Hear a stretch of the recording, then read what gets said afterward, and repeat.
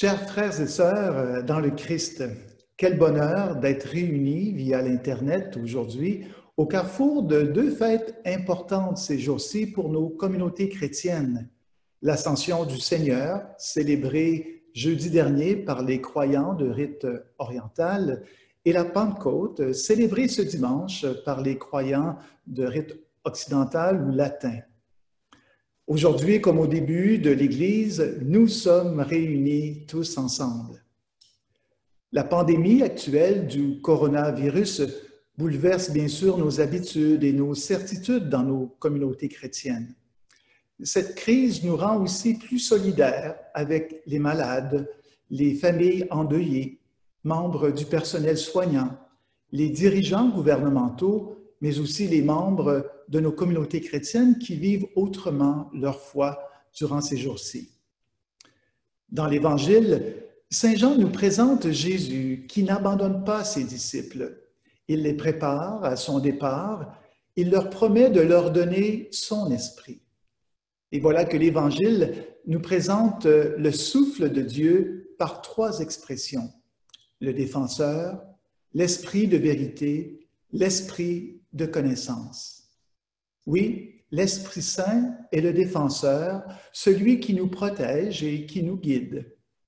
Il est aussi l'esprit de vérité, celui qui nous révèle la volonté de Dieu et qui nous invite à vivre dans l'authenticité.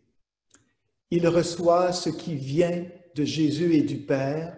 Il est l'esprit de connaissance pour nous faire connaître son message.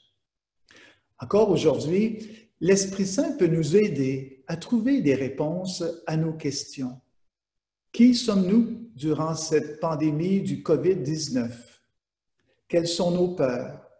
Quels sont nos apprentissages? Quelles sont nos croissances sur le plan humain et spirituel?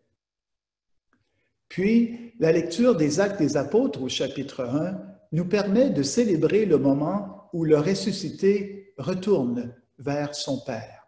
C'est l'Ascension.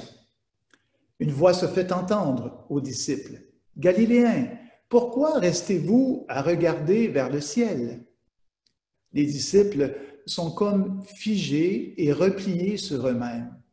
Pourtant, célébrer l'Ascension, ce n'est pas rappeler un départ, mais bien deux départs. Oui, le premier départ est comme vertical. C'est celui du ressuscité qui retourne vers son Père. Puis, il y a un deuxième départ, plutôt horizontal. C'est les disciples qui sont invités à ne plus demeurer sur place pour regarder vers le ciel, mais plutôt à partir pour aller témoigner aux autres que le Christ est vivant. Qu'en est-il dans nos propres vies? Durant cette pandémie, sommes-nous portés à demeurer figés ou repliés sur nous-mêmes dans le découragement ou la peur?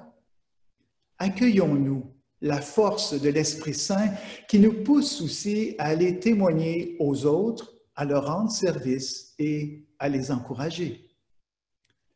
Une fois retourné vers son Père, le ressuscité tient sa promesse et donne son esprit aux disciples. C'est le jour de la Pentecôte. Et le livre des Actes des Apôtres, au chapitre 2, présente le don de l'Esprit Saint qui crée du neuf dans le cœur des disciples. Depuis la maison où les disciples sont réunis entre eux, possiblement dans la peur, voilà qu'ils sortent avec courage, poussés par l'Esprit Saint, pour témoigner du Christ aux gens rassemblés à l'extérieur. À quoi l'Esprit Saint nous appelle-t-il? Savons-nous nous mettre à l'écoute du souffle de Dieu? Se peut-il que le souffle de Dieu nous invite à relire nos expériences que nous vivons en ce temps de pandémie afin de faire du neuf dans nos églises pour le bien de la mission? Quelle entraide entre nos communautés chrétiennes pourrons-nous vivre au sortir de cette crise alors que certaines communautés sont bien fragilisées? Nous ne savons pas encore tout ce que l'esprit de Pentecôte est en train d'accomplir aujourd'hui. Mais nous pouvons faire nôtres ces paroles de Jésus à ses disciples. « Et moi, dit-il, je suis avec vous tous les jours jusqu'à la fin du monde. » Habités de cette promesse, poursuivons maintenant notre route dans la confiance, puisque l'esprit de Pentecôte repose sur nous. C'est pourquoi nous sommes réunis tous ensemble dans la joie et l'espérance. Amen.